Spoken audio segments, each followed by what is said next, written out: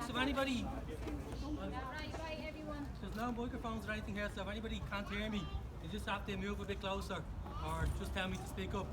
We're here on the 15th anniversary of your family and our friend Terence since he was brought into this police station and all that happened since. I'm very conscious as I stand there today that the very first time I went to a meeting or a protest on this was in the, I think it was the Royal Dublin Hotel in 14 years ago. And I've been at lots of different protests. I've been here on the anniversary several times. And I'm very conscious that every time I went, I've watched politicians making promises and saying they're going to speak on behalf of the family. And then what's happened in the intermittent period is very little. And that's not who I want to be for this campaign. It's not who I want to be for the Wheelock family. And it's not who I want to be for Terence. So I want to do something a little bit different. I want to tell you about a couple of memories that I have of Terence just as we were kids. And they strike me every time I hear about Terence's campaign. Every time I pass by his old house on Shannon Casey Avenue, every time somebody mentions his name, these are the memories that come to my mind. I remember being a kid in Shannon Casey Avenue, and I must have been about 6 or 7. I moved out when I was just after 7, so I was definitely younger than that. And me and Terence decided that we were going to be friends. And we really committed to the idea that we were going to be friends because I think we both liked the wrestling and we were both into the football. And Terence was a little bit older than me, so he was a couple of years older than me, so he started to kind of move out of the area a bit faster than I did. He was able to travel a little bit further. And I remember one day he got on a train, and I think he went to Dunleary. And when he come back, he brought me back a present. Like, he brought me back a key ring. And I was a kid in my head, like, and this older lad brought me back a key ring just as I'm going away. And it's just a memory that sticks in my mind of the decency of him. And then later on, it was either that day or it was later on as that weekend progressed. I think I got into a fight with Gavin. And you can believe me now, I was a bit bigger than Gavin at the time. And Terence, he didn't want to bash me, but he also didn't want me to be bashing his brother. So he very gently just guided me onto the ground and told me that I'll need to stop, otherwise you'll have to take it a bit further.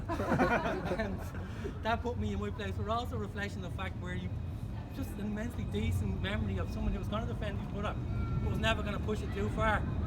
And then my last memory of Terence is, it was years later, I was about 16 or 17, I was walking in the centre up on Doors Estuary, and Terence came in early in the morning, and I hadn't seen him for years, and he hadn't seen me for years, and it was just, you know, I'd moved myself out of Shannon Casey Avenue, he moved on a little bit as well. It's the first time we bumped into each other, and I was walking there and he was coming in. It was just a genuine sense of affection between kind of two people that grew up in the same area that were just happy to see each other. And every time I see those memories, I think of that. Like, I just think of what an immensely decent person who had that born into him, and the unfairness that followed from that. And while I'm here talking about kind of Terence's love for his brother, we absolutely have to mention the other brother that who personified love for his brother.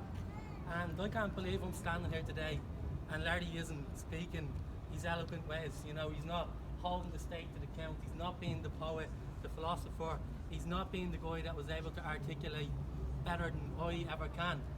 And we miss him, and I can't imagine how much you'll miss him.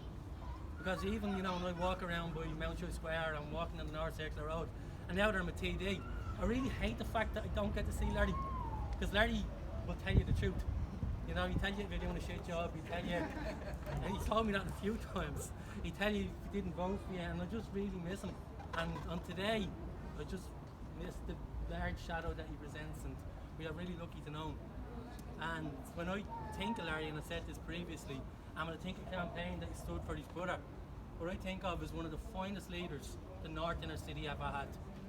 Terence was a fella who captured the injustice that many people experience in the North Inner City and used the tragedy that befell his brother as a way of almost building a movement. And I can't imagine how hard that was. And now that task has fallen on every one of us and every one of here to keep that going. And there was very simple principles that Larry stood for when he talked about his brother. And the first was truth. Larry always spoke truth, and he always spoke truth about his brother. And it's a truth that all of us know, even if sometimes it's difficult to say. And I know that 15 years ago, on this day, Terence Wheelock was brought into that police station, and a terrible, terrible wrong was inflicted upon him. Yeah. A terrible wrong was inflicted upon him. And I know that not In the hours that followed that terrible wrong, a further wrong was compounded on your family. And in the weeks that followed that, and in the months that followed that, those wrongs accumulated. And I'm so sorry it happened to you. I really am. I'm so sorry. And I want to stand with you wherever we can. One of the things that Larry always talked about, and everyone talks about when we talk about Terence, is justice for Terence. Because Terence hasn't experienced justice yet, and neither has the Wheelock family. And justice is such a difficult thing to try to define. I don't know what justice looks like. But I tell you one thing, it doesn't look like this. It doesn't look like a family year on year having to come back down to a Garda station and relive their trauma. This is the very opposite of justice, it's the re-traumatisation of a family. But every year and every month, we're going to continue to do that, and I'll stand beside you until we get that justice. Because that terrible wrong that happened to your brother, happened to your son, happened to your uncle, your father, it was just wrong, and we cannot stop until we find out the truth. And that has to happen. The state has to acknowledge the truth.